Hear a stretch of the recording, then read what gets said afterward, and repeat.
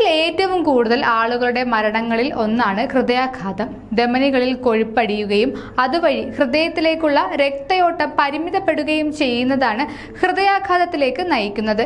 ഇപ്പോഴിതാ ധമനികളിലൂടെയുള്ള രക്തയോട്ടം എങ്ങനെയാണ് തടസ്സപ്പെടുന്നത് എന്നതിനെക്കുറിച്ച് വ്യക്തമാക്കുകയാണ് ആരോഗ്യ വിദഗ്ധർ.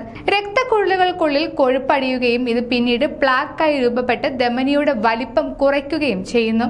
കൊളസ്ട്രോൾ, കൊഴുപ്പ്, കോശങ്ങൾ, കാൽസ്യം, രക്തത്തിലുള്ള മറ്റ് പദാർത്ഥങ്ങൾ എന്നിവ ചേർന്നുള്ള വസ്തുവാണ് പ്ലാക്ക്. ഇടുങ്ങിയ ധമനി പെട്ടെന്ന് തടസ്സപ്പെടൽ അത് രക്തം കട്ടപിടിക്കുന്നതിനും ഹൃദയാഘാതം, പക്ഷാഘാതം പോലുള്ള ഗുരുതര പ്രശ്നങ്ങൾക്ക് കാരണമാകുമെന്നുമാണ് ആരോഗ്യ വിദഗ്ധർ പറയുന്നത്.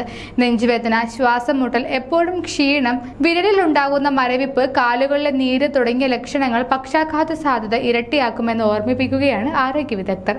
കൂടാതെ ഇത്തരത്തിലുള്ള ലക്ഷണങ്ങൾ നിങ്ങളുടെ ശ്രദ്ധയിൽപ്പെട്ടാൽ ചികിത്സ അവഗണിക്കാതെ ഉടൻ തന്നെ ഒരു ഡോക്ടറുടെ സേവനം തേടുന്നതാണ് ഉചിതം.